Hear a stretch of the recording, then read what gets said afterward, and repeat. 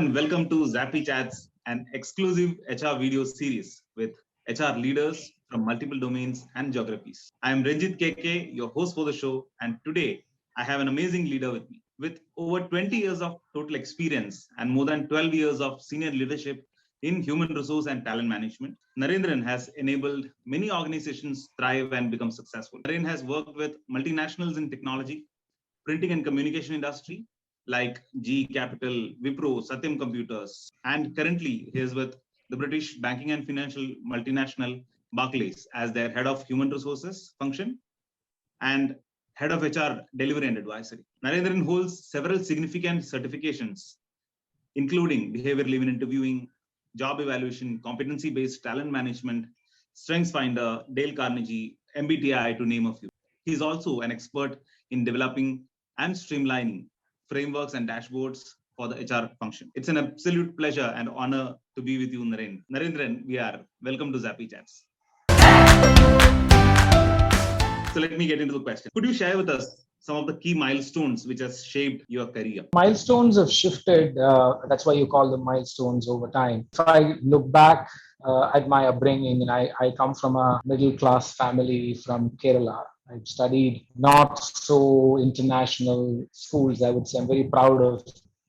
From there on, if I look at where my perspective to life changed was when I joined my hotel management. I'm a product of the National Council of Hotel Management and Catering Technology, what's called as IHMCT. The 3 years that I spent studying hotel management changed my perspective towards life, perspective towards the profession. The 3 years really taught me what dignity of labor means. No job is small, no job is big.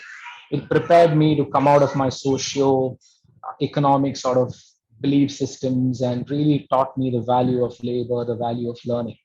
Because if you ever follow catering technology or hotel management as a course, it teaches you from cleaning of toilets to welding to accounts to food preparation to service to a bigger spectrum of things, food and science and nutrition.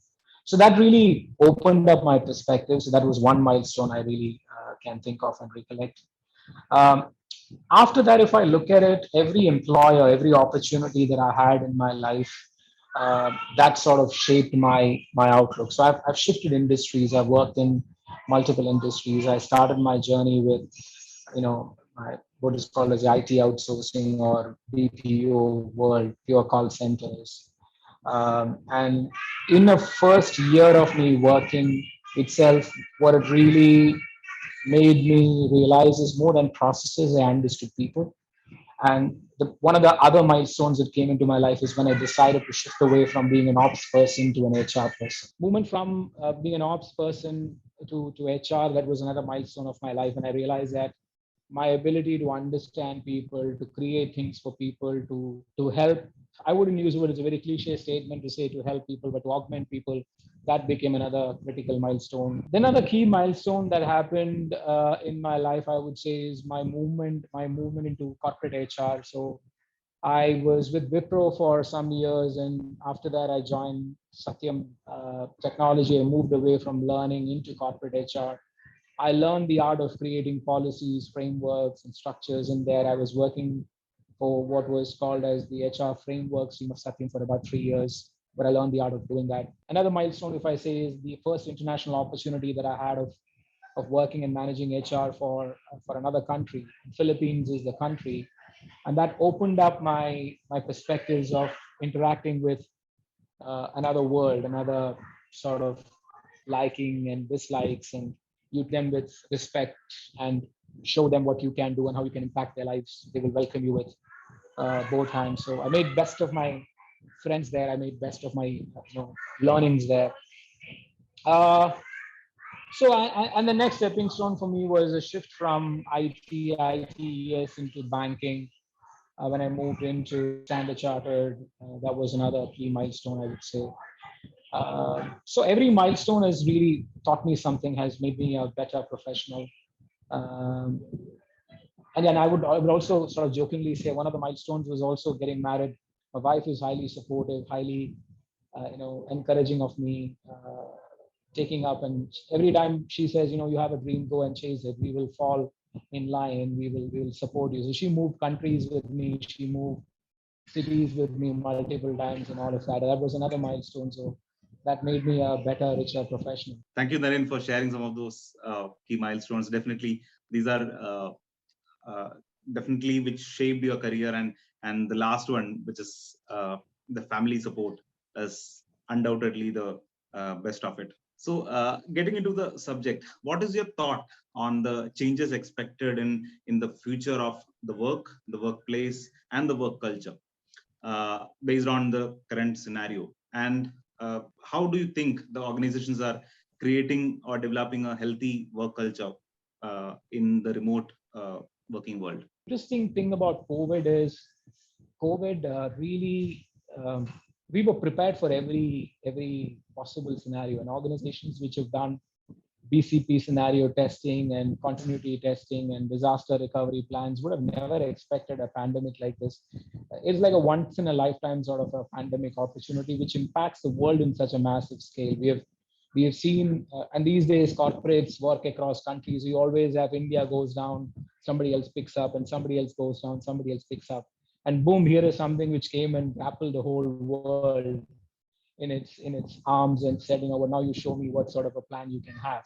So I think it the interesting part of it is most of us in the current leadership generation have not dealt with a pandemic or dealt with a disaster of this magnitude ever. So we were all learning it together. Now, what is important for organizations to understand is the change happens every day around us. Organizations earlier were prepared for changes every couple of months or every couple of years. And I often face criticism in one of my past employers where we were changing things every quarter, every half a year, saying why changes are happening. One of the things that organizations need to understand is walk into the office every morning expecting something is going to change today. And that preparedness is the biggest culture shift at organizations. How do you keep your employees prepared to that change, uncertainty around? So job by itself is no longer the same construct as it used to be. It's no longer a 9 to 5 arrangement or a 9 to 6 arrangement. So that conservative mindsets and thoughts need to change first with the employers, and then you need to be able to translate that to the employees as well. More and more embracing technology becomes a very, very important aspect of it. So organizations which were looking at, I think my friends and colleagues tell me that their journey of technology adoption in HR, in people technology, has accelerated when the pandemic hit us. So we were, and they were forced to sort of look at newer ways of bringing people, doing services. Many organizations had to close down their contact center, HR contact centers. A lot of self-service options came and a lot of those changes happened as well. So change mindset, adoption of ways of connecting and bringing people together has actually changed, and it needs to change even further. And then comes in our traditional measures of performance, right? The performance measurement usually used to happen on output, effort, and the combination of variable other factors. And more organizations are becoming output oriented. I don't not concerned about the means of that output. Yeah, fine, organizational values, all of that is important, but as long as you're able to produce what you need to produce, that is important. Another culture shift is well-being. The definition of well-being has shifted, right? As in when workplace, the biggest struggle that people have today, and I keep hearing that in my current employment space and the industry, is that the boundaries of personal and professional space no longer exist. So organizations need to consciously drive that mindset, encourage people to focus on their mental well-being, their physical well-being. Virtually itself define those boundaries for people, encourage people to take that sort of a conscious decisions. And that happens only through focusing on the output and not so much focusing on the process. The role of line managers are changing, right? People are no longer this administrative bureaucratic managers anymore, and your objective is to coach people to become career coaches. Movement from line managers to career coaches is becoming. So the concept of feedback, the concept of managing performance, the concept of looking at time, looking at output, all of that is really changing. And I see that that's the new world we are walking into. I think we are walking into a new world where you are makes no difference, and how you are connected makes no difference as long as your output gets delivered, as long as you can maintain a very, very balanced sort of work work and personal time, and that becomes a new world, and that's the major cultural shift. Accepting that shift is what is a bigger challenge for many employers today. And I think if different industries have different levels of maturity in doing that, I think industries are a lot more prepared for it, because historically they have been practicing some of the new tricks of the trade and the new technologies. It becomes highly difficult for manufacturing setups to sort of look at it, financial services sectors to look at it. Very traditionally managed sales and customer relationship organizations will go through a struggle of redefining some of these roles and redefining approaches to getting some of these roles done. So all of that becomes the reality. All of that becomes a bigger culture shift. Amazing perspectives what you've shared, and definitely we expect, we can hope that organizations are taking up this bait and working on the future as well, and ready to be changing to the volatile requirement. So getting into a slightly deeper on talent acquisition.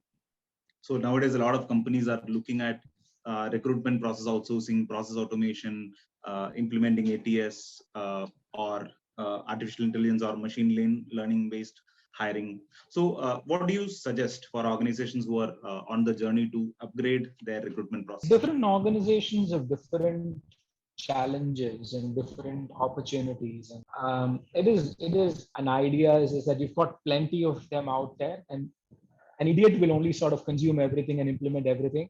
If you are an intelligent person, then you would first try to understand your environment, your realities, your challenges, and then look at the most suitable one and bring it in. So I am definitely against the concept of trying everything out. And I think I started off talking about organizations operating from different mindsets of some of them insourcing, some of them outsourcing, and managing it through. So it is purely an organization specific, and never make an attempt to bring in something because Google is doing it or Facebook is doing it or some other company is doing it. There are many interesting elements of it, right? I think data is becoming more and more relevant for hiring. So using data to validate certain hypotheses, to validate your efforts. So streamlining. Um, Interestingly, one of the leaders really spoke to me a couple of weeks earlier and said, "Oh, earlier days I used to get 80 resumes for every open hire, and now I'm only seeing like 10, 12 resumes. I think the recruitment function is not being effective." And I said, "Okay, you tell me this. Between those 80 hires and 50 interviews, you're selecting one person. Today, between 12 sort of resumes and maybe 7 interviews, you're selecting one person, which is more efficient, which saves a lot of ancillary measures, matrices around it, number of hours spent by hiring managers, number of rounds of interviews that happen, the candidate experience. All of it is often overlooked by organizations and hiring managers. So that's the change world you are in. The quality of hire, the quality of talent, the quality of resumes, that needs to improve. So I'm all in. Artificial intelligence is certainly a great thing. Hackathons have revolutionized hiring scenario. I'm a firm believer, a big supporter of hackathons, not just in technology hiring, but also in other sort of hiring where problem solving is involved. And I think 90% of an organization's roles should have problem solving or opportunity tapping nature. If not, an organization is set for failure. So if you're actually conducting an organization, hackathons, my opinion, is a great tool to look at. I believe psychometric tools, again, people who hear me out will probably want to come and kill me, are losing its relevance. Psychometric tools are, I believe they are putting people into templates, into boxes, and trying to create similar boxes. I think organizations should come out of these boxing mentality of people and break those boundaries. Every individual that walks into the organization should be different. Unless you're running a factory and you're running a setup wherein you are expected to produce something. And you can do that for survival, but you cannot grow exponentially if you have bulk of your organization just churning things for you. So every organization, at least bulk of the role, should be out of the box. So psychometric is not something which I really vouch for. Not labeling people. right? As in, they're not going to be looking at a hiring strategy for tier one campuses, tier two campuses. There is a role, there is a set of requirements and criteria for the role. It's open to the whole world. You might be coming in from Vivekananda College of Engineering in Puttaparthi or coming in from Indian IIT Delhi. You have an opportunity to apply for the same role, same criteria. You get selected. I wouldn't ask you a question whether you paid 25 lakhs for your engineering to clear or you paid 1,500 rupees a semester and studied from a local college. So the worthy of the individual is not determined by the academics or the background that that person comes in from. It's a very, very bold move, a very bold statement. I believe that many organizations will pick that trend, and technology enables it. Creating technology solutions is the easiest thing that organizations can do. So I would really call out as things like psychometric, rely on them only if it is absolutely necessary, and stop boxing people. Use data through AI, machine learning, whatever it is, and take the right insights and take the right decisions. I'd say leverage on technology and get scalable ones wherein your background is no longer relevant to what you can produce and the value you can create to an organization. So I'm also a big fan of self-evolving leadership hiring as a concept, because organizations are often now bold enough to shift over leadership hiring responsibility from HR to the business. So I know of organizations which tells you that at any given point of time, I should know 3 people in the market who could be my successors, and maybe 2 or 3 people who could be successors to my direct reports as well. And I should have engaged with them through some social forum. So there's a social engineering of talent, especially at leadership and SME roles. That's an evolving concept today, and I think that's a very powerful concept. So the whole mentality of protecting talent, identifying talent is no longer is an HR responsibility. It becomes a joint responsibility between the business and HR, and that's the world we are all walking into. So now I would like to understand from you one HR leader or one person in the HR domain whom you admire the most, and what is that skill you would want to pick up from that? It is very difficult for me to talk about one leader, right? People often talk about Dave Ulrich as a legend, and he is a legend. What I really like about him is the fact that he's never stuck to one principle, right? Takes a lot of courage for someone to come out after many years and say, what I spoke about HRBP, the quadrant is no longer relevant. The world is changing. Everything that I said it changes in 2 years, 3 years time frame. So I highly appreciate his honesty and his candidness in terms of calling out his own theories and his own concepts as not relevant anymore. I have had a lot of leaders that I work with. Another naming a person, there's a lady by the name of Usha Rangarajan, who was the chief strategist transformation officer for Tata Teleservices. She was my boss during my Wipro days. She taught me the basics of leadership, and standing behind someone whom you trust like a rock is something which I've learned from her. So if I stand by my team and I have complete confidence in my team, that's a trait that I've learned from her. Many leaders that I worked with in Satyam, interestingly, a lot of non-HR leaders. I think technology paved way to an era wherein a lot of delivery guys became HR professionals. So there were a couple of them in my career who brought in immense amount of respect for responsiveness and delivery and commitment. So if I'm known in my organizations today as someone who is on the tab of things and constantly, keeping my promises and my commitments to various things, is a trait that I learned from a lot of these delivery guys. They taught me that HR cannot be lethargic, HR cannot take it easy, HR needs to have a cycle and be responsive to things. So I just can't say there's one leader that I really follow. There is another gentleman by the name Srini K. Rao. He runs this boutique firm called as the Strategist, someone whom I call up every now and then when I have a question. Someone always gives me perspectives of what I should be doing. So he's the one who told me to take up succession planning framework as a business area when I had no clue about what succession planning and what top talent management means. So I think my life, I owe it to a lot of my bosses, a lot of the leaders that I worked with. I've only named a few. There are many others whom I really couldn't take the name of, but every individual has taught me something, and I've looked up to them. I continue to look up to them for many reasons, and I carry all of them as my mentors. I still have their numbers. I speak to them every couple of months. So I would like to know about some of the books what you're reading. So what are you reading these days? Recently, I probably am not getting the title of it. I think it's How to Deal with Idiots. I think it's a Christopher Evanson's book. A very small book, which I bought it from Amazon. It really talks about how to include people in your conversations. Working with idiots. I think it's the name of the book. So it really talks about changing your mindsets and how you should open yourself while talking to people. Not a question is a stupid question. Some of those perspectives. But to be honest, I think off late, I don't really find a lot of time to read, which I'm guilty of. It's office work and then a lot of stuff. But I do make it a point to read HBR.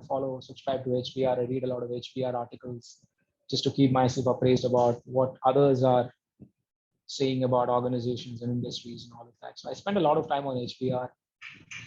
I do spend a lot of time. I think in WhatsApp groups are really amazing. I've subscribed to a couple of WhatsApp groups where a lot of interesting articles and all of that comes through. But I'm guilty of not reading physical books, a lot of them off late. Yeah. So could you share some of your experience on dealing with people analytics, and what are your perspectives on organizations who are creating people analytics strategy for themselves? My honest hope is they know what they're doing, because I've often seen organizations getting into very templatized thinking around data. There are different elements of data. There is one is a data that you do for reporting. There is the other is a data that you create for real analysis and understanding variables that impact. And there is a third element of data, which is mostly for shaping behaviors and shaping future, which is again quite interlinked to the second set of data. Organizations often do a fairly decent job of reporting. So they all know what KPIs to be tracked and what needs to be reported. And brainlessly, I'm using the word, organizations report those numbers. This is my DNI percentage. This is my attrition percentage. This is my headcount mix, and this is how my pyramid looks like or my diamond looks like, etc. When it comes to analysis, there are very few organizations which do a more than decent job in terms of, somebody told me that, I think I've read it somewhere, saying that, you can beat the data so much that it will start telling you what you want to hear, right? So you can do that with data. You need to ask the right questions to data, and then data will give you the answers. If you ask the wrong question, you get the wrong answers. So very few organizations have developed the acumen, the ability to ask the right questions to data. And it is often human dependent. Right? You have intelligent analysts and experts. A lot of the analysts out there, I really admire them all, but they're all data crunchers. They're all report crunchers. They're the ones who are looking at data in very temporalized manner, populating data. The real thinking around what data can tell me, what questions do I need to ask data is missing. There are very few trained professionals doing that. Good organizations, mature organizations are investing in such talent, investing in such opportunities. So the most important thing is, and again, data strategy can be a paper by itself in terms of creating your data lake and coming up with your data architectures and consumption theories and building your models and proofing your models and analysis and insights. Another thing the organizations do a very bad job of is insights. More often I've seen that people, if you see a trend of attrition increasing from 12% to 15%, this quarter we have seen the attrition increasing from, that is the insight. That's no insight. Anybody who can look at the data would know that your attrition has gone up. The real insight is, where did it go up? Why did it go up? What factor did influence that going up? So ability to ask those questions and get those inferences from data is really bad. So people often do a lousy job of insights today. And then comes in the element of what one of my good friends really grilled on to me is visualization and dashboarding, what is called as the DVD concept. How do you project the data? How do you tell your story to the outside world? That becomes extremely critical. And it has never lost its relevance. I think data was the most impactful tool that an HR professional had in the past. will have in the future. Because at the moment you can talk data, you can talk and relate to the business performance and business output. And that's a third element. How do you relate your people data to the business performance? Many organizations don't have a great job of doing that as well. So we can translate that, then it has a great impact.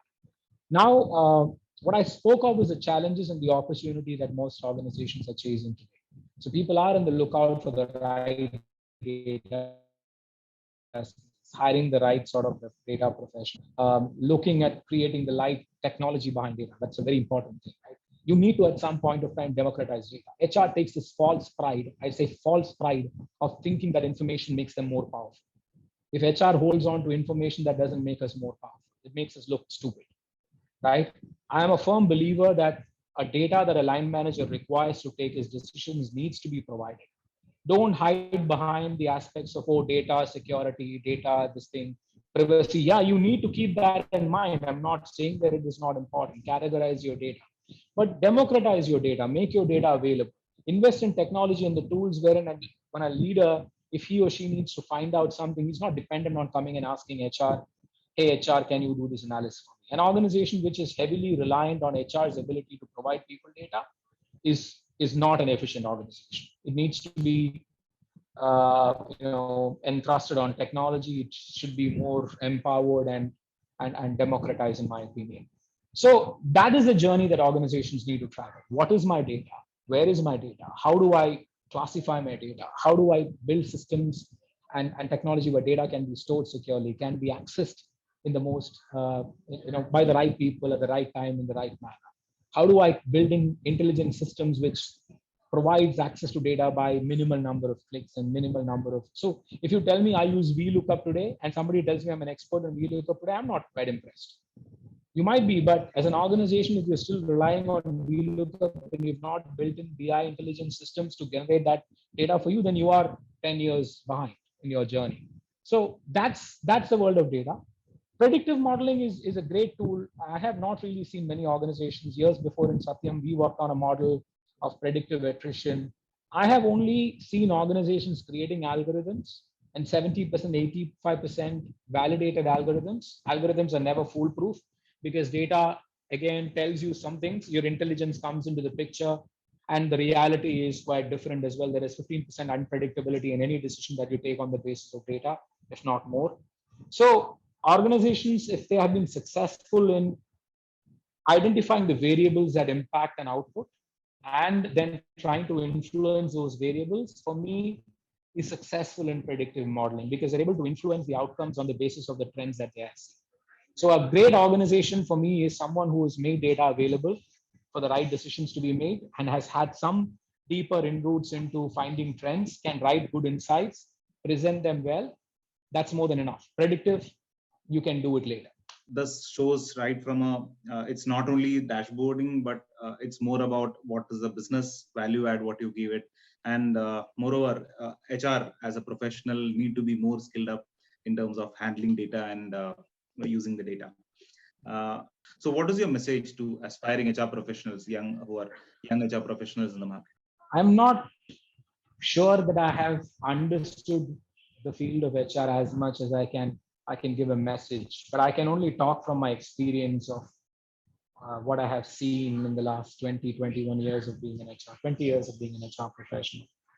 All I can tell folks is be ready to learn from your experiences and your mistakes. Take those risks.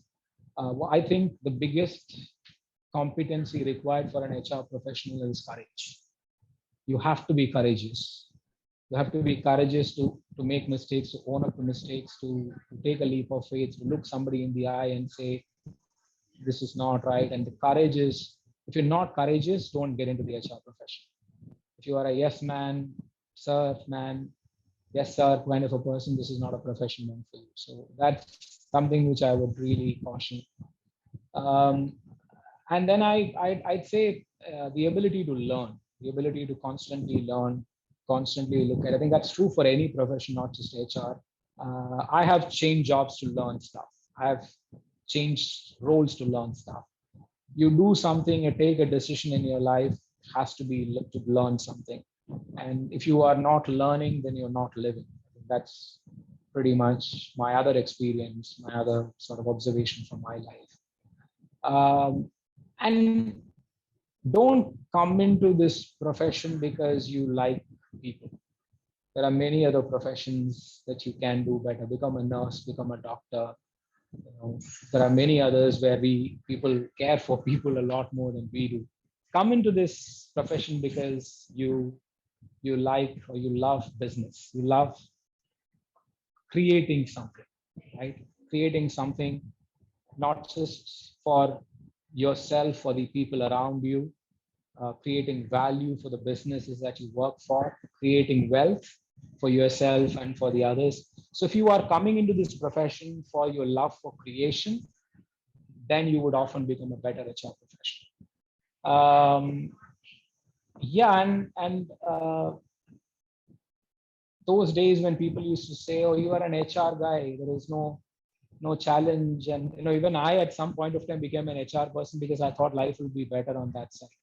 And my observation is, man, it's a roller coaster, right? You're better off in ops or in tech becoming a coder or a software developer than becoming an HR guy. Our job is as worst as a general physician during COVID season. We are pulled into everything. We are pulled into every conversation. So come into this world if you like the chaos, if you like the madness, if you like the whole order disorder imbalance. And but then at the end of it, you'll feel good. End of the day, when you stop working and you close down your mailbox, whatever, go back and you'll feel good that you've done something. So if you can relate to what I'm saying, then yeah, welcome to the world of HR. Thank you so much for these words of wisdom, Naren. I can't thank you enough. I mean, words are failing me for this, but thank you so much for taking time with us, sharing this wonderful years of experience, and helping us. I mean, take it to the next generation of HR professionals who would definitely be more skillful, more learning agile, and adding value to the business.